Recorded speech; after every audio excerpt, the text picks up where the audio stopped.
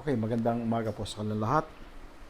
At muli po ay nakakasabik po na pag-aralan ng salita ng Diyos sapagkat sa dami po ng mga katotohanan na ating nalalaman mula po sa sinabi ng ating Panginoon ay tunay po na makapangyarihan siya, makapangyarihan ang kanyang salita at ang kanyang salita po ay tunay po at perpekto na dapat nating paniwalaan sapagkat ito po ay salita ng Diyos. Sa pagpapatuloy po natin sa Luke chapter 8, verse 16. Luke chapter 8 verse 16. At ang huling-huling tinalakay po natin kahapon ay yung pong tinatawag nating isang magsasaka na nagtanim at 4 na klase ng lupa ang binagsakan nito. At marami po tayong kinapulutan ng aral doon. Ngayon naman po sa pagpapatuloy ng sermon ng ating Panginoon. Sa verse 16 ay sinasabi niya, "No man, when he hath lighted a candle, covereth it with a vessel, or putteth it under a bed." Wala raw pong sino mang tao na kapag siya ay nagsindi ng kandila, ito raw po ay tatakpan niya ng anumang bagay or ilalagay daw po ito sa ilalim ng higaan. But setteth it on a candlestick, that they which enter in may see the light. Sa madalit salita, kapag ang tao ay nagsindi ng kandila, hindi mo lalagyan sa ibabaw o sa tapat ng apoy sa taas ng anumang bagay. Sapagkat yung liwanag ng kandila ay hindi po makikita, hindi lalabas kung may nakaharang. O di kaya naman, wala naman daw sino man tao na maglalagay ng kandila sa ilalim ng higaan. Kundi ang kandila raw, kapag ito'y sinindihan mo, ilagay mo raw ito sa candlestick. Ang ibig sabihin ng candlestick, yung lalagyanan ito talaga ng kandila, na isinusuksok mo yung kandila sa candlestick na open. Na kapag nasindihan, ang liwanag po ay lumiliwanag sa paligid. So, ganun daw po yun. At sinasabi po dito, upang ang mga tao na lahat ng papasok sa bahay na yon ay makikita, meron silang liwanag. Sa madalit salita, ang kandila ay kailangan, pag sinindihan mo yan, open. Upang sa ganon, ang lahat ng papasok daw ay makakakita. At yun ay tama po. Sa verse 17, sabi dito ni Jesus, "For nothing is secret." Wala raw pong sikreto sa harapan ng Diyos, kumbaga. "That shall not be made manifest. Neither anything hid that shall not be known and come abroad." So, sa harapan po ng ating Panginoon, ay wala raw pong bagay na sikreto na hindi malalaman or ipapakita. At walang bagay daw na maitatago na hindi malalaman at hindi kakalat sa ibang tao o sa ibang lugar. So, tinuturo ng ating Panginoon dito, anumang bagay na ginawa ng tao sa sikreto, na walang nakakitang tao sa kanya, akala niya, pero ang Diyos ay nakita yon. At ang bagay na yon ay ipapakita ng Diyos isang araw. Itinago mo, walang nakakaalam, ito ay private, pero ang gagawin ng Diyos, ipaparating niya at ikakalat yan sa lahat upang malaman ng lahat ang bagay na sikreto na iyong ginawa o itinago sa dilim. So, yan po ang mga sinasabi ng ating Panginoon. Kaya po, bilang isang mananampalataya, at kahit na hindi mananampalataya, ay dapat na mag-ingat. Sapagkat anuman ang ginawa mong kasalanan, ay hindi mo maitatago.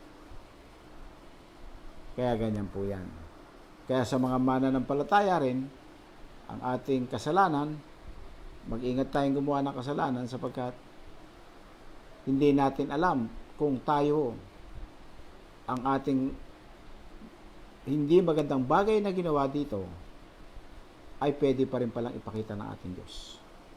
So hindi natin alam kung gano'n ang mangyayari sa atin dahil sinasabi sa Bible na ang kasalanan natin ay pinatawad na at biniro na at kinalimutan na ng Diyos.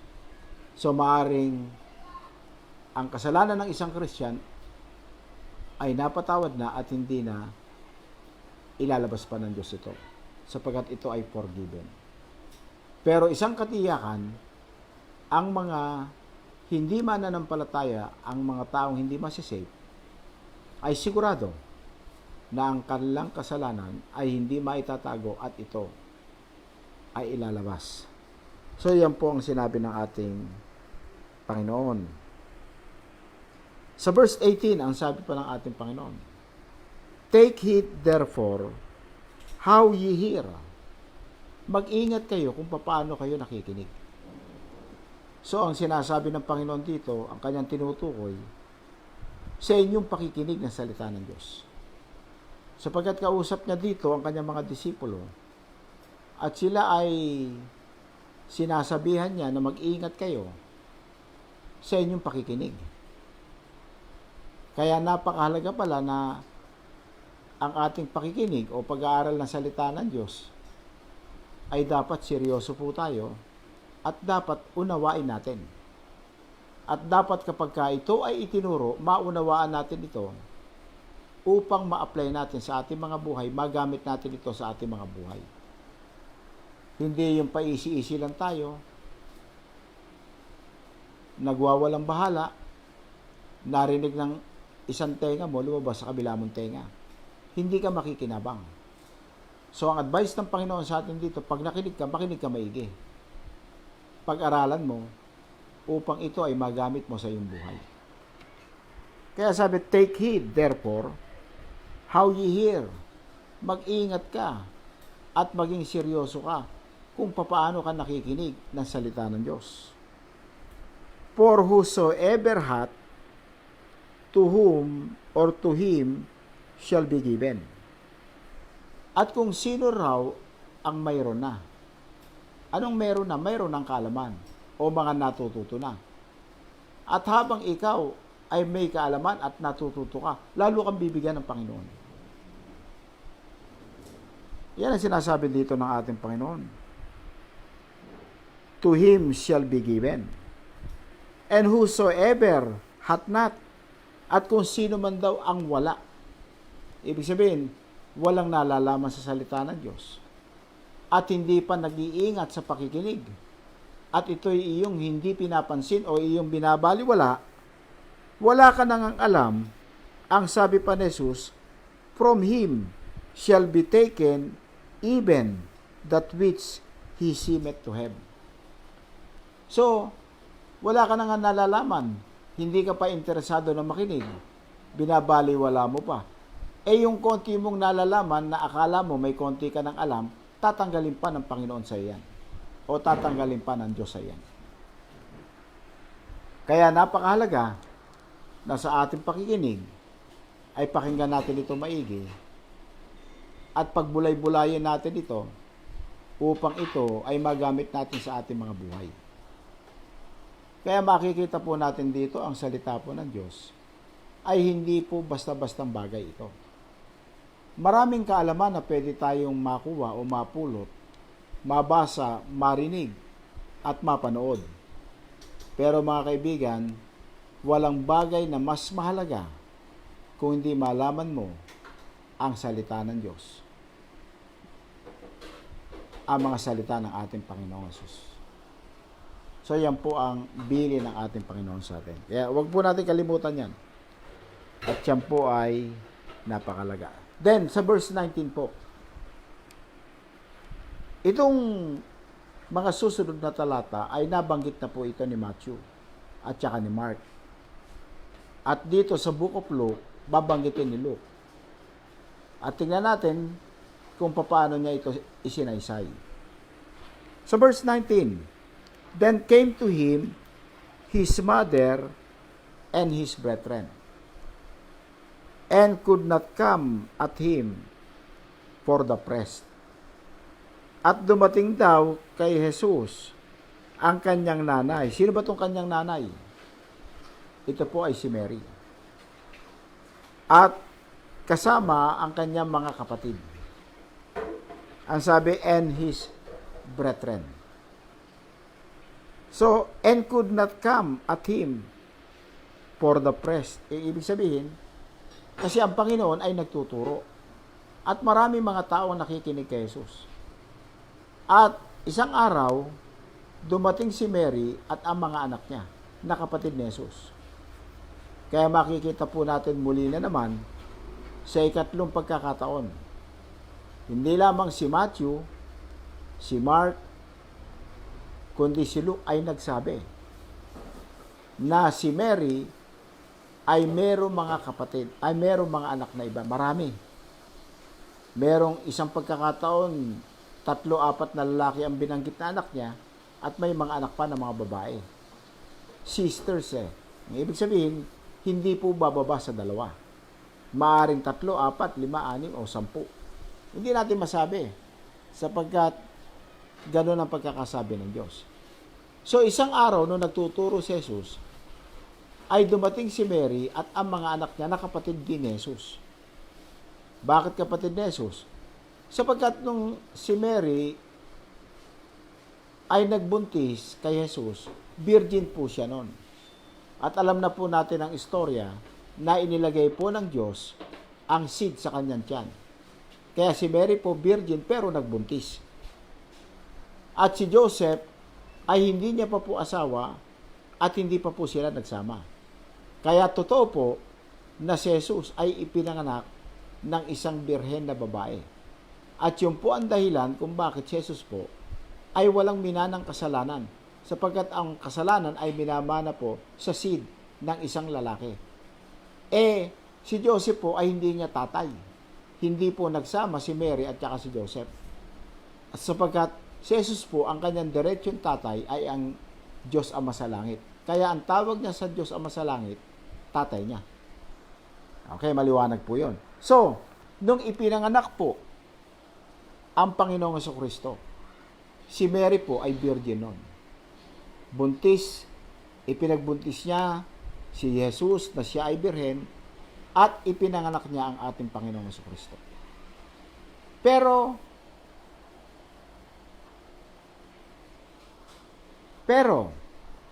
pagkatapos na maipanganak si Jesus, mababasa po natin, makikita natin na si Mary at saka si Joseph ay nagsama ng bilang isang normal na mag-asawa.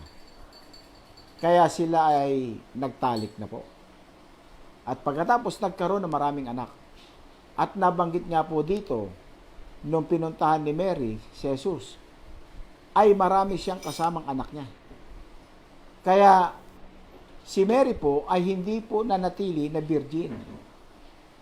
Hindi po siya nanatili na birhen na babae.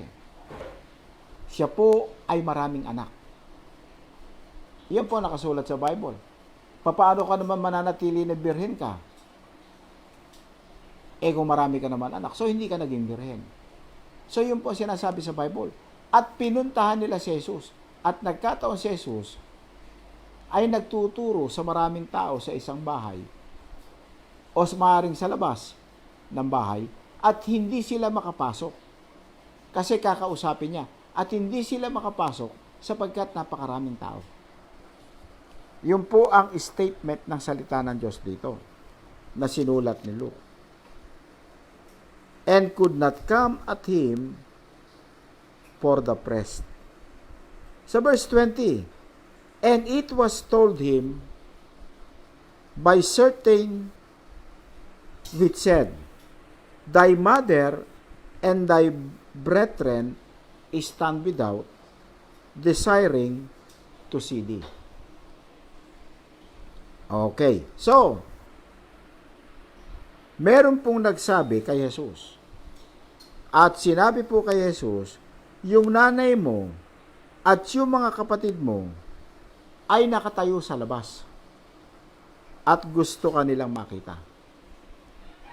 So, malinaw po yun.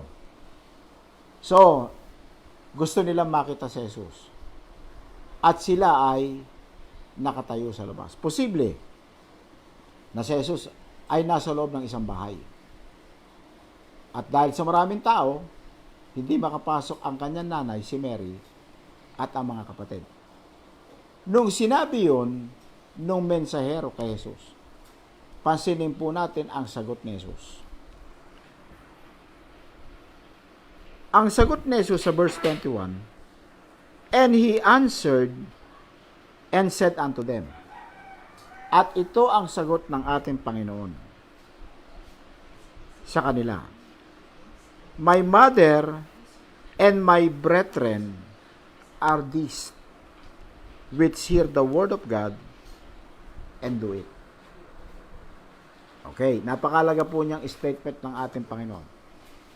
Ang sagot po ni Jesus, ang aking nanay at ang aking mga kapatid ay eto sila na nakikinig ng salita ng Diyos at ginagawa nila ito. Kakaiba po ang sagot ni Jesus dito. Okay?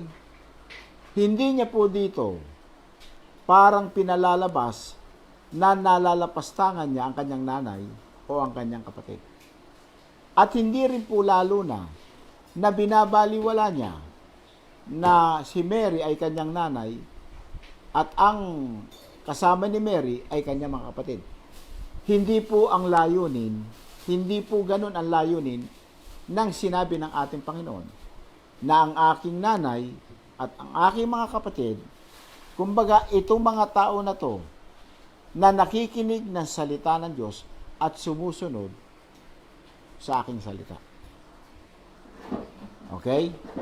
Ngayon, ang binibigyan lang po ng pansin ng ating Panginoon dito sa kanyang statement, at ito po ay mahalaga, na ang tunay na kanyang nanay spiritually at ang tunay na kanyang mga kapatid ay yung mga tao na nakikinig ng salita ng Diyos at ginagawa ito. Yun talaga ang bahagi niya. Yun talaga ang kanya. Okay? Ngayon, sa statement po na sinabi ng ating Panginoon, makikita po natin dito, na gaya ng aking sinabi sa inyo, hindi sa binaliwala niya si Mary dito o ang kanyang mga kapatid.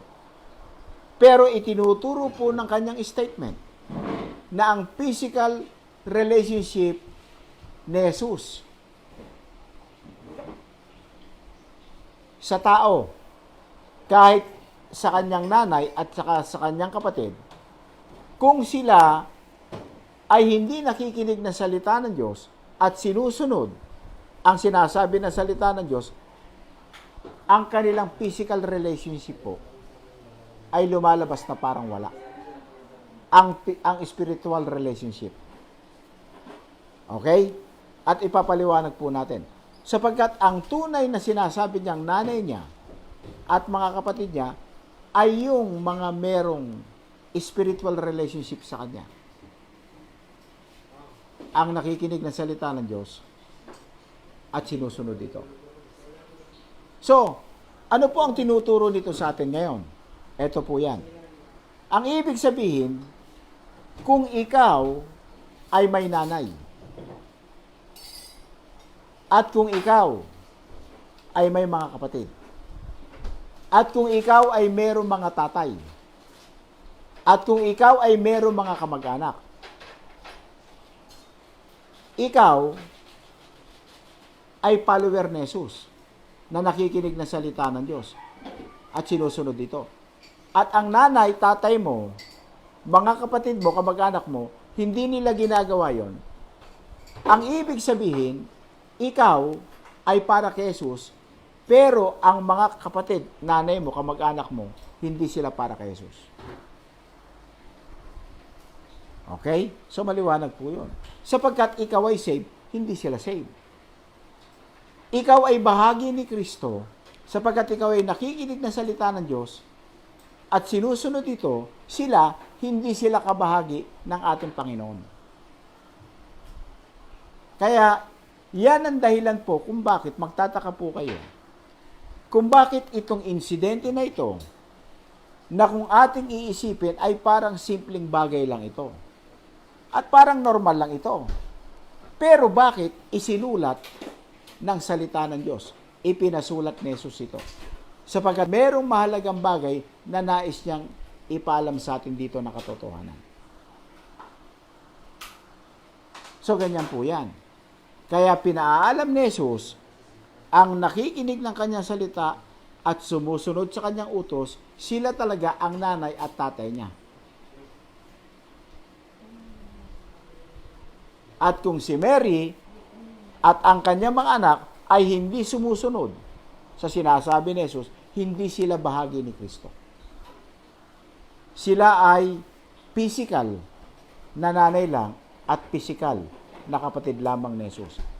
Pero sa spiritual, wala silang bahagi. So naunawaan nyo? Mukhang simpleng bagay lang itong insidente na to. Pero, bakit isinulat ni Matthew? Bakit isinulat ni Mark? At bakit isinulat nitong si Luke? Sapagkat ito ay mahalaga ang statement na binitawan ng ating Panginoong Kristo. Nangangahulugan lamang ang nanay natin, ang mga kapatid natin, ang tatay natin, ang mga kamag-anak natin ay dapat, kung gusto nyong mapabilang kay Jesus, na maging nanay, tatay niya, kapatid niya, ay dapat sila ay nakikinig na salita ng Diyos at sinusunod ang sinasabi ng Diyos. Kung hindi po nire-recognize na Jesus na sila ay kapamilya niya. Kaya malinaw po yan. Amen? Ano ang dapat natin ngayon gawin? So, nagpauna na at nagpaalala ang ating Panginoon na kung kayo ay tumanggap na kay Jesus na inyong Savior, tiyakin nyo lamang ang inyong mga kapatid, ang inyong tatay, ang inyong mga nanay, ang inyong mga auntie, uncle, siguraduhin nyo lamang na sila rin ay lumapit kay Jesus, mag-aral ng salita ng Diyos at gawin ang sinasabi ng Diyos. Ano ba ang sinasabi ng Diyos? Ano ba ang sinasabi ni Jesus? Na ang si Jesus ang daan patungo sa langit at kailangan silang lumapit kay Jesus, lamang at manampalataya at tanggapin siya na tagapagligtas. Okay? So, yan po ay mahalaga. So, si Jesus na po ang nagsabi niyan. Kaya po makikita po natin na kung tayo ay mabubuhay sa mundong ito at tayo po, hindi natin ito nababasa at wala pong nagtuturo sa atin at wala tayong kaalam-alam sa sinabi ni Jesus na to, mamamatay po tayo na walang pag-asa.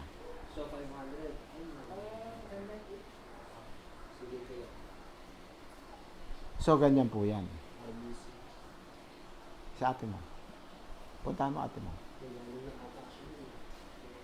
Okay, so malinaw po. Ano po? Meron po tayong responsibilidad bilang follower ng ating Panginoon, ng ating kasambahay, kapamilya, ay kausapin natin at ipaalala ang sinasabi ni Jesus. Kapag ka sila po ay lumapit kay Jesus, purihin ng Diyos, sila ay magiging kapamilya ni Jesus. Pero kung sila po ay hindi lalapit, wala po tayong magagawa doon. Hindi po tayo ang nagde-decide. Hindi po tayo ang nagliligtas.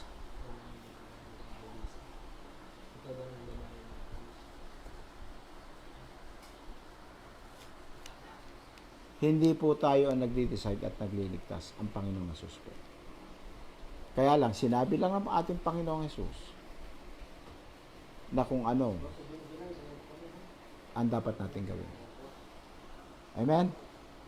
So, malinaw po yan. Kaya, nakita nyo, yung insidente na yan, na pagdalaw lang ni Mary, ay binanggit pa sa Bible yan. Natural lang naman ng nanay at mga kapatid na dumadalaw sa anak o sa mga kapatid. Natural lang yan. Pero bakit? 3 writer ang nagsulat niyan upang ipakita ang kahalagahan ng sinabi ni Jesus. At yan ay isang malaking babala sa mga tao na wala kay Jesus. Ngunit ito ay isang malaking encouragement sa atin na nakikinig ng salita ng Diyos at ginagawa ang gusto ng Diyos. Ganyan po yan. Kaya po, tandaan po natin yan. So, naulit nabanggit yan. Okay, so verse 22. Verse 22. Now it came to pass on a certain day that he went into a ship with his disciples. And he said unto them, Let us go over unto the other side of the lake. And they launched forth. So ito na naman po ay isang pagkakataon. Bagamat ito ay nabanggit din po sa ibang mga talata. Pero ito po ay inulit ni Luke at meron pong ibang detalye ang binabanggit na dito. So, ang Panginoong Hesus ay sumakay ng bangka kasama ang kanyang mga disipulo at sila ay pupunta sa kabilang pangpang nung isang lake. Okay? Sabi ni Jesus, let us go over unto the other side of the lake. Punta tayo sa kabilang pangpang ng lake at sila ay humayo. Ngayon, ano po nangyari dito sa kanilang paghayo? But as they sailed, he fell asleep. Nung sila ay nakabangka na, nakatulog po ang ating Panginoon, and there came down a storm of wind on the lake. Nagkaroon ngayon ng storm of wind. Malakas ang hangin. Dito sa lake, malakas ang hangin. And they were filled with water and were in jeopardy. So nakasakay sila sa bangka, natutulog ang Panginoon, at sinasabi ng salita ng Diyos na napuno ng tubig ang bangka. At sila ay nalagay sa panganib. And they came to him, at lumapit sila kay Jesus. And awoke him, at ginising nila si Jesus, saying, Master, Master, we perished. Master, Master, mapapahamak tayo. Then he arose, tumayo ang ating Panginoon, and rebuked the wind and the raging of water. And they ceased, and there was a calm. So tumayo ang Panginoon at nirebuke o sinabihan ng hangin at ang malakas na alon ng tubig. At bigla itong tumigil. At ito, ang tubig at ang hangin ay naging kalmante. So nakita na naman natin dito ang kakaibang pangyayari. Hindi lang tao ang napapagaling ni Jesus, anumang klaseng karamdaman, hindi lang mga evil spirits na nasa katawan ng tao ang pinapaalis niya.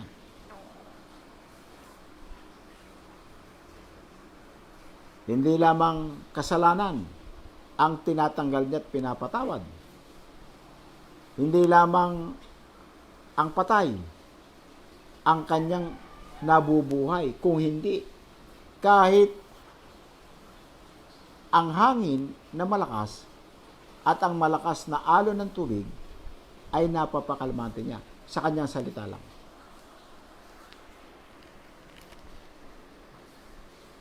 So, walang imposible sa kanya. Isa lang ang pwedeng gumawa niyan, ang Diyos. Sapagkat si Jesus ay Diyos na nagkatawang tao.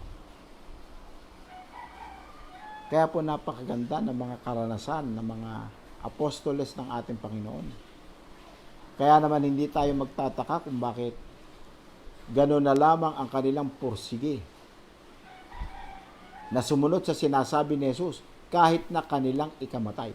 Halos sila po ay pinersecute at napatay ng ibang mga tao. Bakit nila nagawa iyon? Sapagkat sa dami ng kanilang nakita na ginawa ni Jesus at narinig, sapat na sapat yun upang sila ay maging matatag at sundin ang sinasabi ni Jesus. Bagamat hindi natin nakita ang mga bagay na yon o hindi natin narinig ang aktwal na pagsasalita ng Panginoon, pero ang salita ng Diyos na malaman natin at mabasa ito ay sapat na yon upang ang ating pananampalataya ay gumana. Kaya nga ang sabi ni Jesus kay Tomas, nung makita niya yung pinagpakuan sa kamay ni Jesus at naniwala siya, kaya sabi ni Jesus, mapapalad yung mga taong naniwala sa kanya, kay Jesus, bagamat hindi siya nakita. Kaya mas mapapalad tayo na hindi natin nakita, narinig, pero tayo ay naniwala. Mas mapalad po tayo. At yan po ang advantage na ang salita ng Diyos ay nasa kamay natin, ang Biblia. Sapagkat ito po ang nagsasabi sa atin na mga nangyari nung araw. At yan ang dahilan kung bakit ang salita ng Diyos na ito ay preserve niya hanggang sa panahon natin ngayon. Kaya ang salita ng Diyos, ang Biblia, ay hindi po nawawala yan sa lupa. Hindi po kayang i-eradicate yan. Walang sino man tao ang pwedeng lumaban at tanggalin niya sa mundong ito. Bakit? Yan ay salita ng Diyos na mag-i-inform sa tao ng katotohanan ng sinasabi ng Diyos, kaya pinipreserve ng Diyos yan. At yan ang dahilan kung bakit, dahil sa Bible, ay nalaman natin itong mga nangyari nung araw. Kaya pag sinabi ng tao sa iyo, pag binasa mo Bible, masisira ulo mo. Hindi masisira ang ulo mo. Tatalino ka. Malalaman mo ang mga salita ng Diyos. At sino ang nagsasabi noon at bumubulong sa tao noon? Siyempre si Satanas. Ayaw ni Satanas na mabasa mo ang Bible, na makita mo ito, mapag-aralan mo ito. Sapagkat gaya na sinasabi ni Jesus, dahil sa pamamagitan ng salita ng Diyos, ang tao ay pwedeng manampalataya at siya ay masave. So nakita nyo na, yan lang ang labanan dito. Yan lang ang laro dito sa lupa.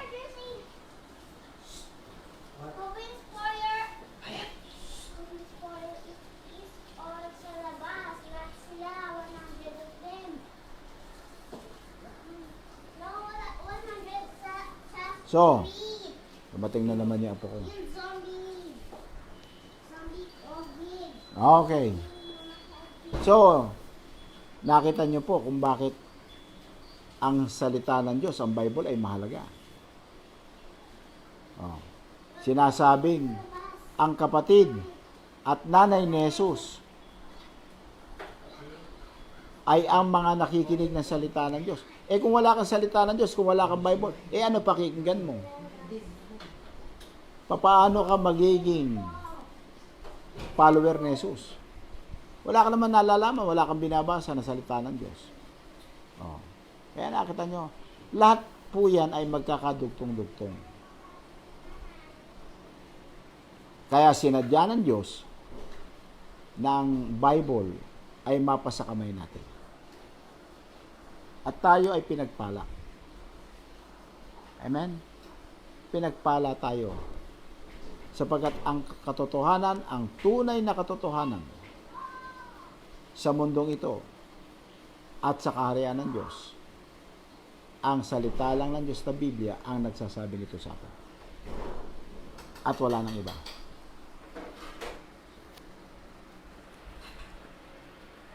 Then, sabi ni Jesus sa verse 25, at sila tuloy ay nasabihan. And he said unto them, where is your faith? Nasaan ang inyong pananampalataya? Di ba natakot nga yung mga disipulo? Bagamat totoo naman yun, kung ang bangka mo na sinasakyan ay napupuno na ng tubig at malakas ang hangin at malakas ang alon ng tubig, normal na lahat tayo matatakot. Kaya kahit ang mga apostoles ay natakot po sila. Pero sila ay sinabihan pa rin ng Panginoon, nasaan ang inyong pananampalataya? Kasi kung tutuusin, hindi lang naman ganyang klaseng insidente ang pwedeng dumating, kundi napakarami pang insidente sa buhay natin na mukhang malalaki at maliliit na pwedeng tayo ay magpanik din. Kaya nga sinasabi ng ating Panginoon na nasaan ang inyong pananampalataya. Apply nyo ang pananampalataya nyo. Ano mang bagay yan.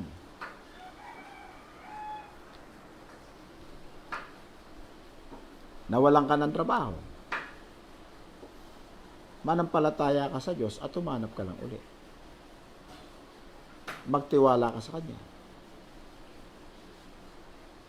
O ano mang problema sa buhay. Sabihin mo na lahat ng problema mo sa buhay. Ang advice pa rin ng Panginoon sa atin, manampalataya ka. Magtiwala ka sa Kanya. Sa mga pagkain, nakakailanganin natin, magtiwala ka rin sa Kanya. Kung ang mga ibon niya hindi nagtatanim at hindi umaani, ay kayang pakainin ng Diyos. Sabi nga ng ating Panginoon, kayo pa, na anak ng Diyos. So yan po ang itinuturo niyan.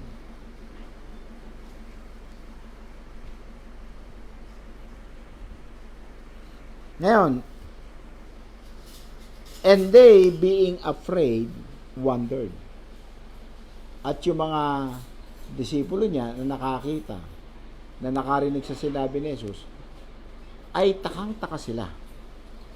At sinasabi nila sa bawat isa, saying one to another, what manner of man is this?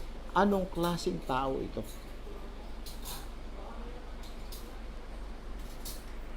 For he commanded even the winds and the water, and they obey him. At nautusan niya ang hangin at ang tubig. At kahit na sila ay sumunod sila kay Jesus. Anong klaseng tao ito? Alam nyo, kaya ganyan takantaka sila. Sapagkat, yan ay aktwal at first time na naranasan nila at nakita at nalaman yan. Ngayon, tayo mga mananampalataya sa panahon na natin ngayon, hindi na tayo nagtataka. Bakit? Alam na natin kung bakit Alam na natin ang istorya Alam na natin kung bakit kayang gawin ni Jesus. Kaya yun po, dahil sa salita ng Diyos, naturuan na po tayo. Dahil sa ating pag-aaral ng salita ng Diyos, yung nangyari na yan ay para bang sa atin, hindi na tayo nagtataka, kundi ang sabi na lang natin, Amen. Amen. Purihin ng Diyos. Kaya ganyan po yan. Kaya, yan po nangyari. Ngayon, sa verse 26, sa pagpapatuloy po ng kanilang pagbibiyahe. And they arrived in the country of Gadarenes, which is over against Galilee. So, nakarating sila sa isang lugar, ang pangalan ay Gadarenes. And when he went forth to land, nung nakarating sila sa lupa, there met him out of the city a certain man, which had devils long time, and wear no clothes, neither abode in any house, but in the tombs. So, nung sila'y tumungtong sa kalupaan ng Gadarenes, ay merong isang lalaki na sinalubong sila. At itong tao ay merong mga demonyo sa kanyang katawan. May mga demonyo sa kanilang katawan.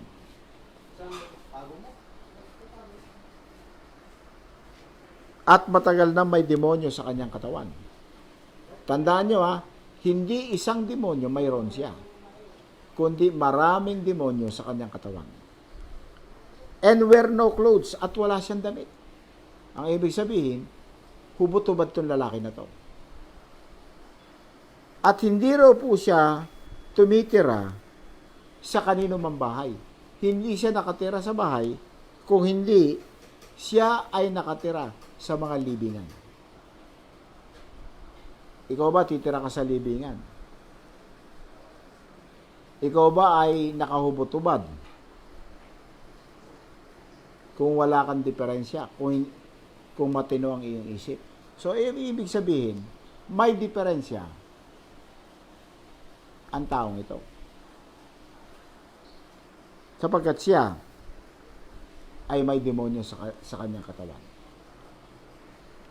Sa verse 28 po, when he saw Jesus, nung makita niya si Jesus, he cried out, at siya ay sumigaw, and fell down before him. At lumuhod siya kay Jesus. And with a loud voice said, What have I to do with thee, Jesus, thou Son of God, Most High? So, yung lalaki na to na may demonyo sa katawan ay tumakbo at nagpatira pa kay Jesus at sumigaw na nagsabi, ano ang gagawin? What have I to do with thee, Jesus, thou Son of God, Most High? Ano ang gagawin namin sa iyo, Jesus, ikaw na anak ng Diyos ng pinakakataas-taasan? Pansinin nyo to Itong tao na to ay demon possessed.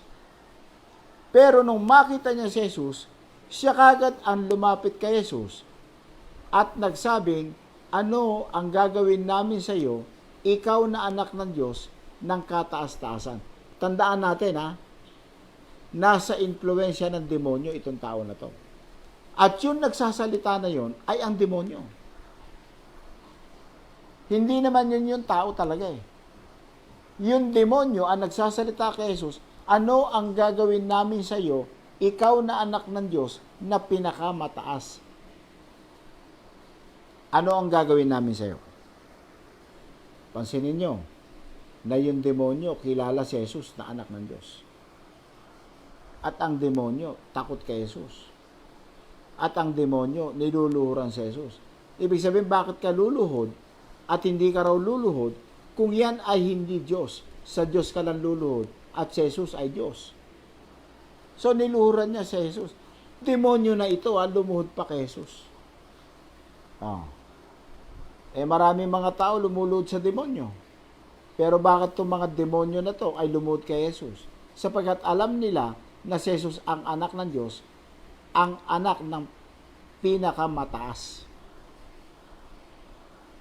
At kilala ng mga demonyo si Jesus. Ano ang gagawin namin sa iyo, Jesus? Ikaw na anak ng Diyos.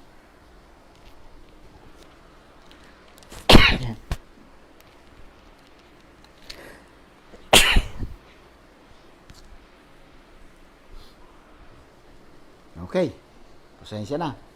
At nagluluto kasi ng ulam at naamoy ko yung usok. Mukhang may suka. Kaya, mano sa ilong. Sige po. Kaya, tuloy lang po tayo. Ngayon,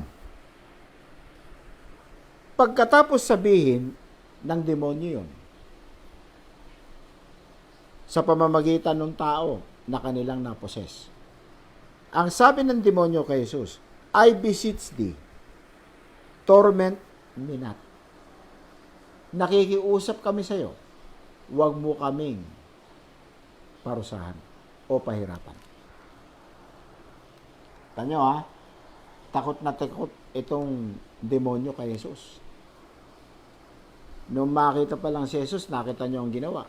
At ngayon ay nakikiusap pa siya na huwag mo kaming i-torment, pahirapan, o parusahan.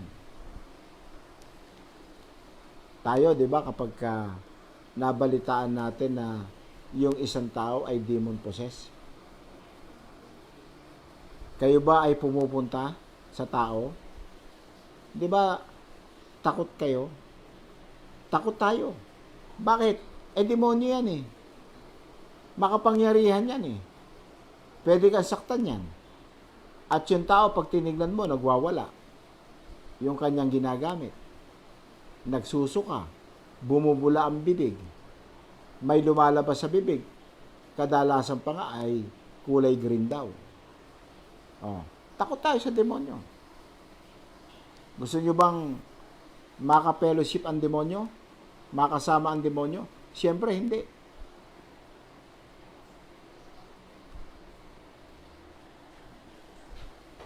Pero ang demonyo ay mababasa natin dito na takot kay Jesus. At ang sabi ng demonyo, huwag mo kaming nakikiusap kami. Huwag mo kaming i-torment o pahirapan. So, yun ang kanyang sabi. Sa verse 28.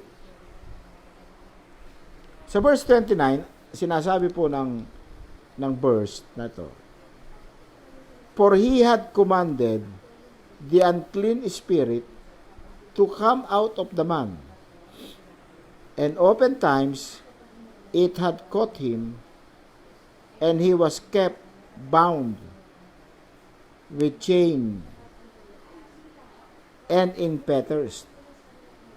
And he brake the bonds and was driven of the devil into the wilderness. Okay. So, ang sinasabi po dito sa verse 29,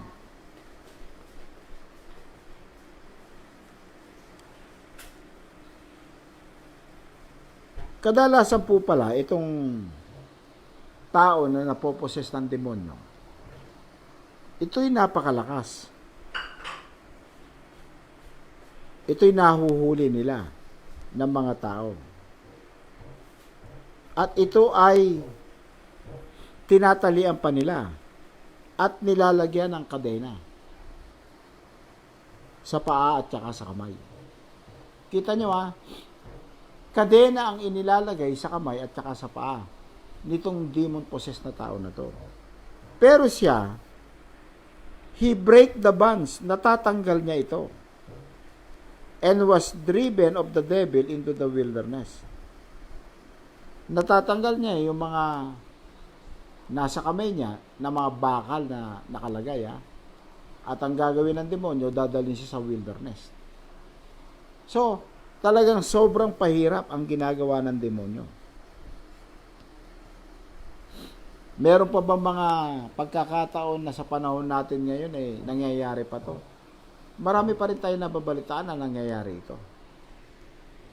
Nung panahon ni Jesus, napakaraming pangyayari nito. Siyempre, nandiyan pa rin naman ang demonyo, kaya mangyayari pa rin ito.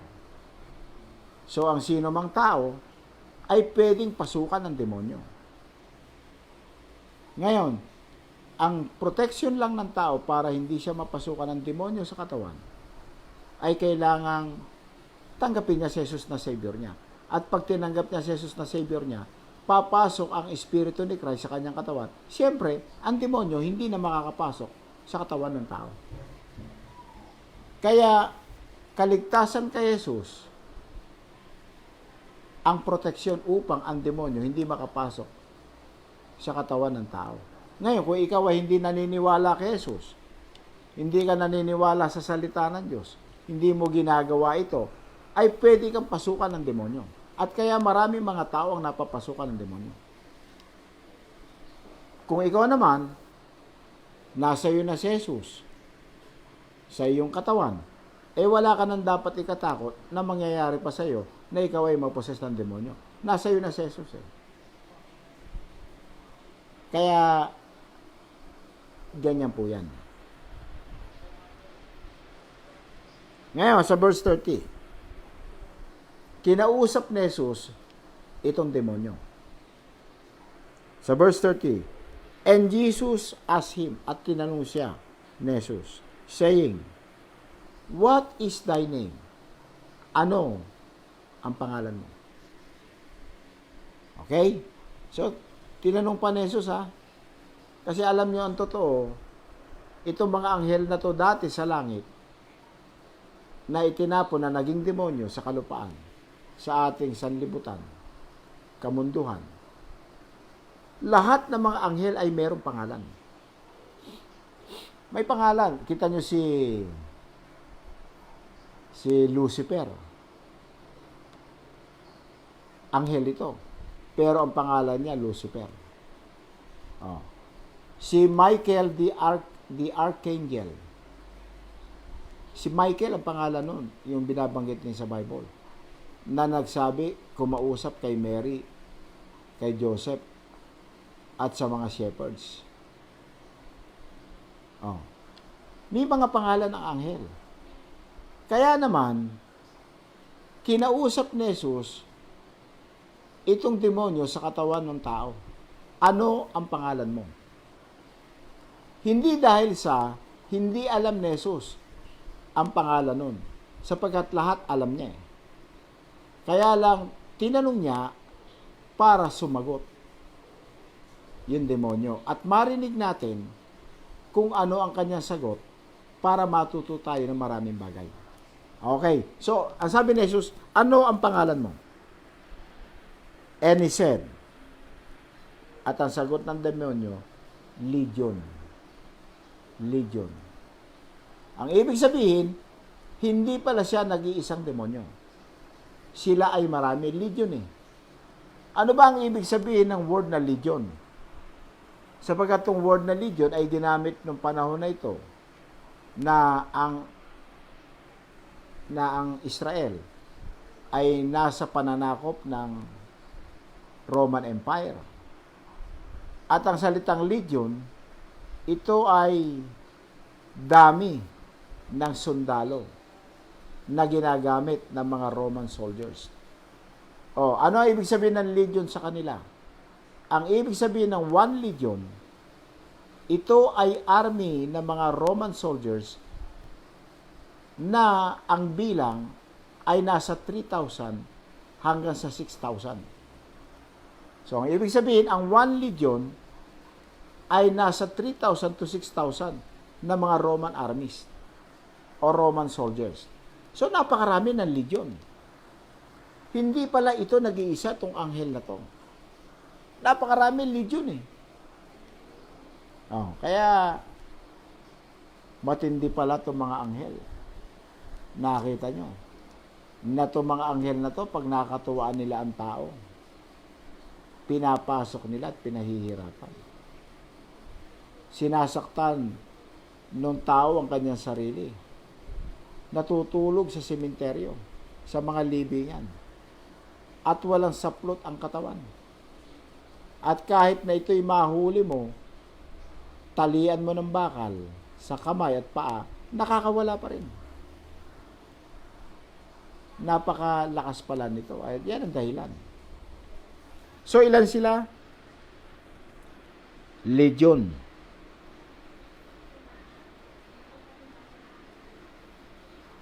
What is thy name? He said, Legion, because many devils were entered into him. So, maraming demonyo ang pumasok pala sa kanya. Ngayon, sa verse 31, ito pa po ang ating matututunan dito. And they besought him that he would not commanded them to go out into the deep. At nagsabi ang mga demonyo, ang request nila kay Jesus, na wag silang utusan na lumabas sa tao. Kumbaga, hayaan na lang sila ni Jesus na manatili dun sa tao at huwag silang dalhin dun sa deep, sa malalim. Nakita niyo yung salitang deep, malalim. Na wag daw silang palabasin ni Jesus sa katawan ng tao at wag silang ipadala dun sa kailaliman. Ano itong kailaliman na to na kinatatakutan nila? Kasi ang kailaliman na tinutukoy parati sa salita ng Diyos ay ang impyerno sa kailaliman. Sapagkat ang impyerno ay nasa ilalim ng lupa. Kaya takot na takot ang mga demonyo. Kaya sila ay nagre-request kay Jesus na wag mo kami palabasin sa tao at itapon sa kailaliman. Nakita nyo, takot na takot ang mga demonyo. Kasi alam ng mga demonyo, nagsabi na ang Diyos sa kanyang salita na ang mga demonyo ay itatapon sa kailaliman sa impyerno, sa apoy at asupre. Kaya itong mga demonyo takot na takot. Ayaw nila.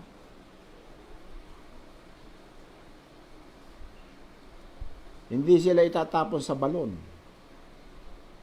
Hindi sila itatapon sa ilalim ng dagat. Hindi nila problema yun eh. Makapangyarihan sila. Pero takot sila sa kailaliman. Saan? Sa impyerno.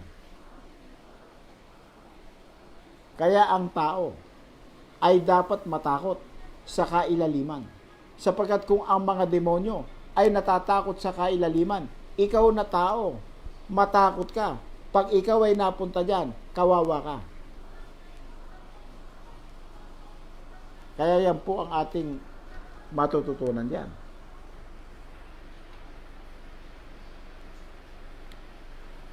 At sinasabi pa ng demonyo, and there was there an herd of many swine feeding on the mountain. Kumbaga ayaw nila, sila mga demonyo, na itapon sa kailaliman, kung hindi, meron naman daw mga baboy na inaalagaan na marami, na nandun sa bundok. And they besought him that he would suffer them to enter into them. At ang request nila, huwag silang itapon sa kailaliman, kundi sila, nakiusap sila, nahayaan na lang silang pumasok sa mga baboy. Kasi marami raw baboy eh. Ano ang ginawa ni Jesus? And he suffered them. At hinayaan ni Jesus na sila ay lumipat sa baboy.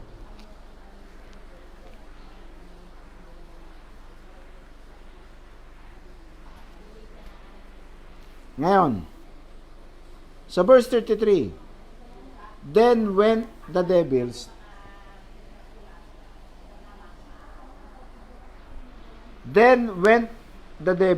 out of the man and entered into the swine. And the herd ran violently down a steep place into the lake and were choked. So, nung hinayaan silang pumasok sa baboy, nagpuntahan sila sa baboy, pinasok nila, at yung mga baboy ay nagwala, naging violent, at nagtakbuhan pababa sa isang lugar, patungo sa lake, at sila ay nangalunod sa lake, ang mga baboy.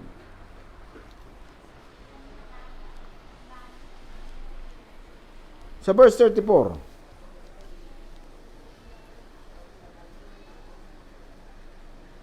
when they that fed them saw what was done, they fled and went and told it in the city and in the country. Nung makita ng mga nag-aalaga ng baboy, ang nangyari sa baboy nila, sila'y tumakas at pumunta sa syudad at sinabi itong pangyayari na ito. Sa verse 35, when they went out to see what was done. Yung mga tao sa syudad, nagpuntahan sila, gusto nila makita kung ano yung nangyari. And came to Jesus and found the man, out of whom the devils were departed. So, pumunta sila kay Jesus at pinuntahan nila yung tao na inalisan ng demonyo.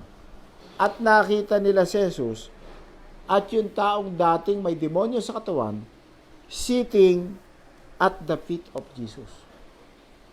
Nakita nila itong lalaki na nakaupo na sa paanan ni Jesus. Cloth, may damit na raw. And in his right mind. At matino na ang kanyang isip. Bumalik na yung kanyang kaisipan. And they were afraid. At yung mga tao natakot po.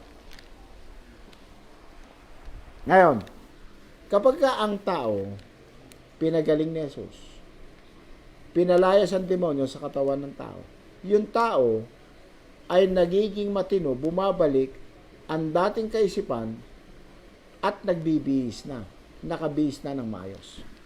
Eh di ba kanina walang damit? Eh ngayon, may damit na at matino na isip. Ganyan ang nagagawa ng ating Panginoon.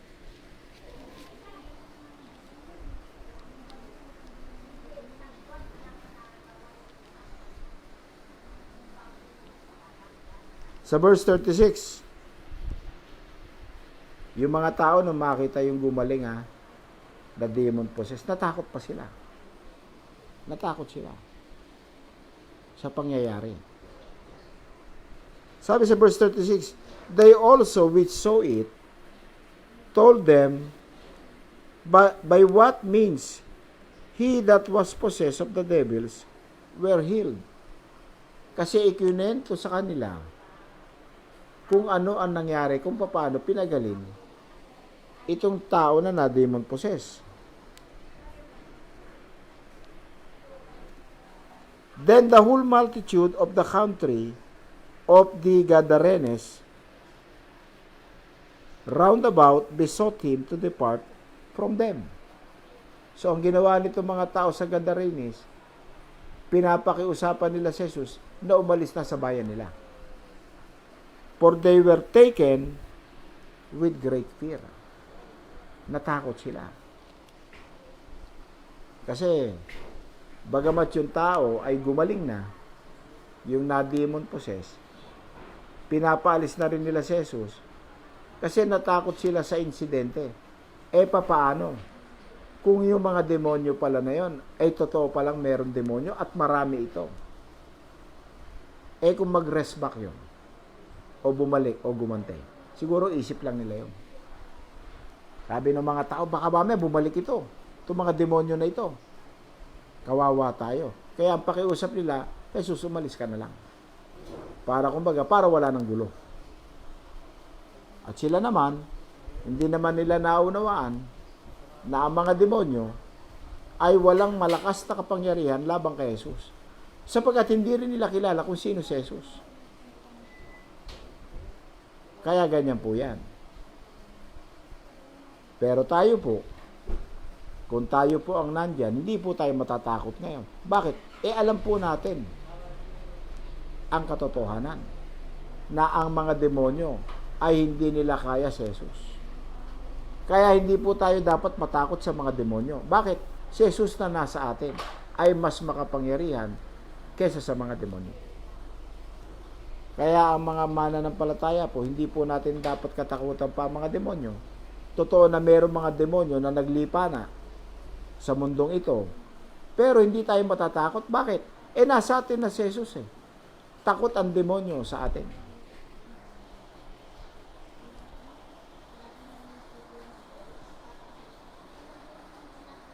Kung ang demonyo man ay lalapit sa iyo at kakatok sa puso mo at bubuksan ni Jesus ang puso mo at makikita ng demonyo si Jesus na nasa puso mo, ba sabihin ng demonyo, ay sorry po, Panginoon, wrong number po pala itong aking papasukan.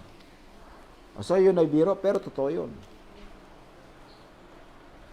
So kaya, wag na po kayo matakot yan.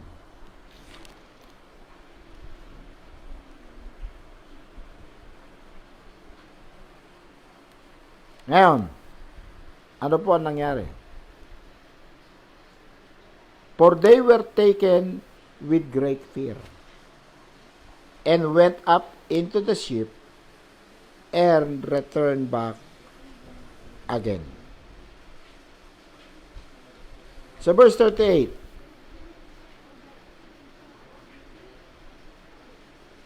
now the man out of whom the devils were departed besought him that he might be with him. Yung tao na demon possessed ay nakikiusap kay Jesus na sana raw po sasama na sa Jesus. Biro mo, ang tagal na panahon na siya ay may demonyo sa katawan at naghihirap siya. Kaya nung siya ay napagaling na Jesus, sabi niya kay Jesus, sama na lang ako sa iyo. Pero siya ay pinagbawalan ni Jesus. But Jesus sent him away, saying, wag. Sinabihan siya na wag siyang sumama. Return to thine own house. Bumalik ka sa sarili mong bahay. And show how great things God hath done unto thee. Huwag kang sumama sa amin. Bumalik ka sa bahay nyo at sabihan mo sila na kung gaano kadakila o kung gaano kalaki ang ginawa ng Diyos sa iyo. Kaya ganyan po yan. Okay? So, hindi siya isinama, umuwi ka na lang sa bahay mo at doon ka mag-testimony. Sa bahay mo na lang. And he went his way and published throughout the whole city how great things Jesus had done unto him. So, umuwi itong lalaki at pinablis niya sa buong siyudad nila ang ginawa ng ating Panginoon. So, yun ang kanyang ginawa. Okay? So, dito na po tayo magtatapos. At muli po, tutuloy natin bukas. Kaya nakita po natin dito ang kapangyarihan ng Diyos. Ang kapangyarihan ng Jesus. Kung nasa atin si Jesus, sino pa ang katatakutan natin? Kung ang mga demonyo ay takot kay Jesus, sinong tao pa ang katatakutan natin? O kung sinong demonyo pa? O kung sinong multo pa ang sinasabi nyo na katatakutan natin? Siyempre wala na. Sa ating mga nakikinig sa umagang ito, naway naunawaan mo ang mensahe. Ang pinakamalagang bagay na pwedeng gawin ng tao ngayon ay tanggapin mo si Jesus na Savior mo. Papasukin mo siya sa iyong puso.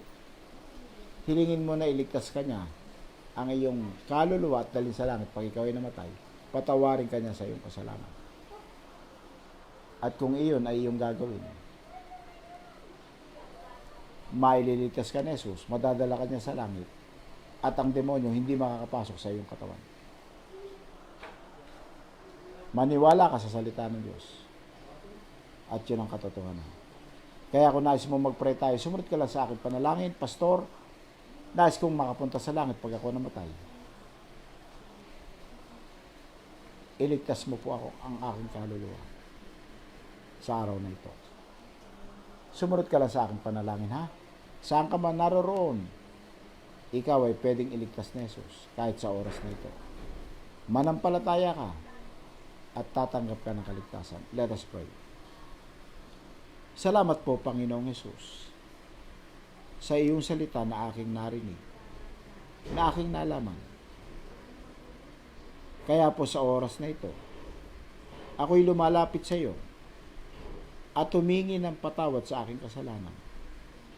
Iligtas mo ang aking kaluluwa. Dalhin mo po ako sa langit pag ako namatay. Salamat po, Jesus. Pinakinggan mo ang aking karaingan. Iniligtas ang aking kaluluwa. Salamat po. Magmula po sa araw na ito, ay pag-aaralan ko ang iyong salita at susundin ko ang mga sinasabi mo. Amen. Okay, so, ganyan lang po kasimple yan. Kung tinanggap mo ang Panginoon, nanampalataya ka, iniligtas ka na Jesus sa oras na ito. At patuloy ka lang makinig na salita ng Diyos para patuloy ka matuto, marami ka pa malalaman. At sa ating mga nakikinig, pagpalain kayo ng Diyos, naway naging blessing po sa inyo ito.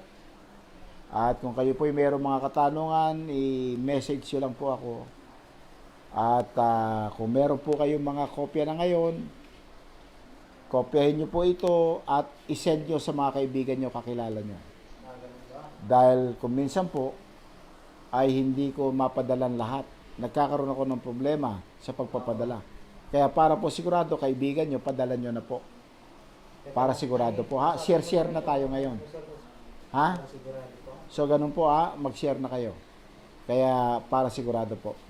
Mahalaga po yan na ma-share nyo, ha? Sige po, tulong-tulong tayo. Pagpalain po kayo ng Diyos. Bye-bye. Sino yun? Hello? Oh, ano balita, Nestor?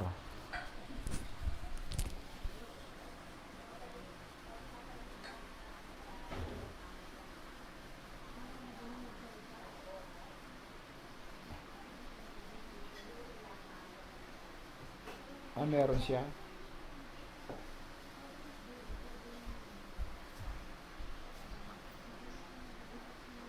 Kahit na yung sige. Kaya mong gawa ng paraan kung paano.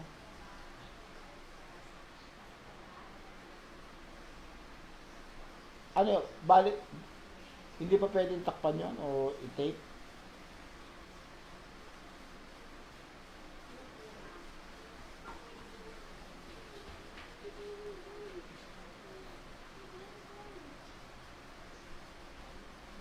Ganon. Saan natin itatanong yan? Punta ka dun sa mga tindahan ng mga ng mga,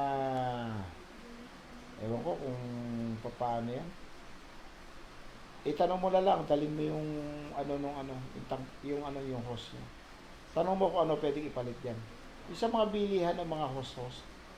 Kagaya nun sa mga, yung pinagbilan mo ng host nung sa generator. Alam nila yan.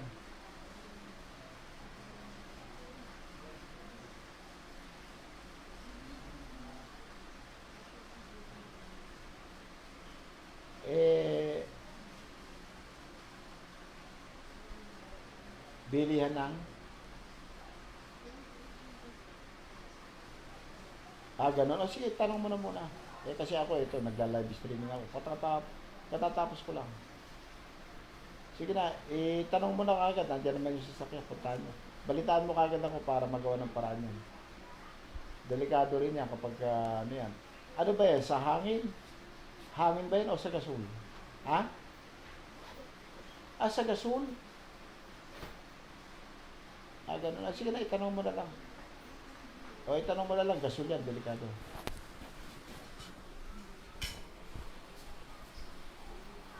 Sige na, ano mo na yan. I-secure mo yan, delikado yan. Baka magkasunog, ha? Sige, nandito lang ako sa bahay, ha? Sige. Or kaya lalabas kami ni Abraham.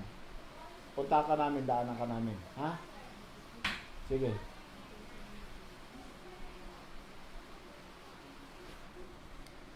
Sige po, magpapaalam na po ako at meron po kami kailangan ayusin.